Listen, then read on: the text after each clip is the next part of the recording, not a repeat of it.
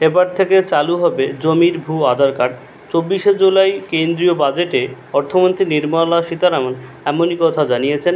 এবারকার বাজেটে কৃষি দপ্তরে বিভিন্ন রকম বিনিয়োগের কথা বলা হয়েছে এবং সেই সঙ্গে তিনি জানিয়েছেন প্রত্যেকটা জমির একটা আলাদা আলাদা নাম্বার থাকবে, যেটা মানুষের আধার কার্ডের মতো যেমন আলাদা আলাদা নাম্বার থাকবে। এতে করে মানুষ জমির বিভিন্ন রকম সুযোগ সুবিধা পাবে এবং জমির জটিলতা থেকে মানুষ রক্ষা পাবে। চলুন আজকের এই প্রতিবেদনে দেখি জমির ভূ আধার কার্ডটা কী।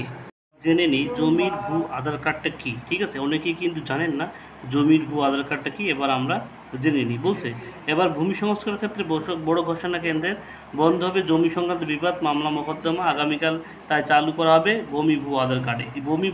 এই জমি ভূ আধার কার্ড হলো মানুষের যেমন আধার কার্ড আছে ঠিক প্রত্যেকটা জমির জন্য কিন্তু একটা নম্বর থাকবে। মঙ্গলবার এই বাজেটে কেন্দ্রীয় অর্থমন্ত্রী নির্মলা সীতারামন এমনই ঘোষণা করেছেন। আগামী দিনে জমি সংক্রান্ত যাবতীয় তথ্যের ডিজিটালাইজেশন করতে চায় কেন্দ্র।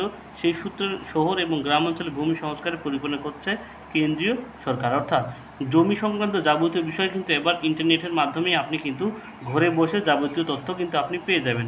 সংসদে বাজেট পেশের সময় জমির জন্য ভূ আধার কার্ডের কথা ঘোষণা করেন কেন্দ্রীয় অর্থমন্ত্রী নির্মলা সীতারামন।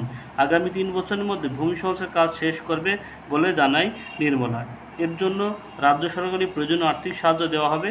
তিনি জানান তবে কেন্দ্রীয় সংস্কারের প্রস্তাবগুলি রাজ্য সরকারগুলিতে ও সে বিষয়ে কোনো স্পষ্ট ধারণা পাওয়া যায়নি। এবার বাজেটে বলা হয়েছে গ্রামীণ এলাকায় সমস্ত জমির জন্য চালু হবে ইউনিক ল্যান্ড পার্সেস আইডেন্টিফিকেশন নম্বর, অর্থাৎ এক কথায় ভূ আধার ব্যবস্থা। বর্তমানে সেই জমিটি কার সেই মালিকানা ধরে মহকুমা ভিত্তিক সমীক্ষায় মানচিত্র তৈরি করবে হবে এই উদ্যোগ। এই মানচিত্র থাকবে প্রতি রাজ্য সরকারের হাতেই। অর্থাৎ জমির ভূ আধার কার্ডের মাধ্যমে অর্থাৎ প্রত্যেকটা জমি আপনার জমির একটা যে নাম্বারটা দেখবে সেই জমিটা কোথায় আছে, কোন মালিকের আছে, যাবতীয় তথ্য এক নাম্বারে চাপ দিলে যেমন আধার কার্ডের নাম্বারে কিন্তু যাবতীয় তথ্য থাকে ঠিক তেমনই কিন্তু একটা ব্যবস্থা করতে চলেছে কেন্দ্রীয় সরকার। পাশাপাশি আধার কীভাবে কাজ করবে চলুন এবার একটু জেনে নিই। বলছে জমি প্লটটি প্রথমে জিপিএস প্রযুক্তি ব্যবহার করে জিও ট্যাগ করা হবে যাতে সঠিক ভৌগোলিক অবস্থান শনাক্ত করা যায়। তারপর জরিপকারী প্লটের সীমানাগুলির ভৌত যাচাইকরণ এবং পরিমাণ করে জমির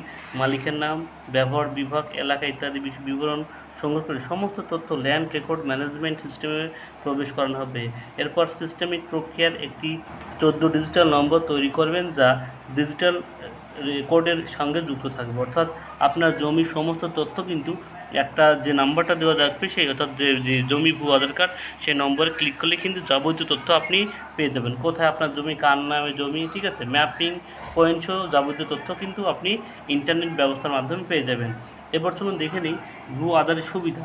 আপনার জমির ভূ আধার করলে একটি বড় সুবিধা হলো একটি ল্যান্ড স্টার ম্যাপিং এবং মানচিত্রের মাধ্যমে জমির সঠিক রেকর্ড নিশ্চিত করবে এবং প্লট শনাক্তকরণ অস্পষ্ট দূর করবে।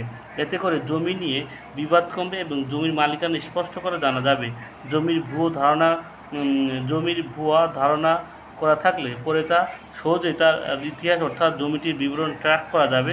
সরকারি নীতি নির্ধারণের জন্য সঠিক তথ্য পাবে। অর্থাৎ জমি সংক্রান্ত যেসব বিবাদ মানুষের থেকে থাকে সব বিবাদ কিন্তু মিটে যাবে যদি জমির ভূ আধার কার্ড থাকে। কেউ প্রতারণা করে একজনের জমি আরেকজন নিয়ে নিতে পারবে না বা একজনের রেকর্ড আর একজন করে নিতে পারবে না।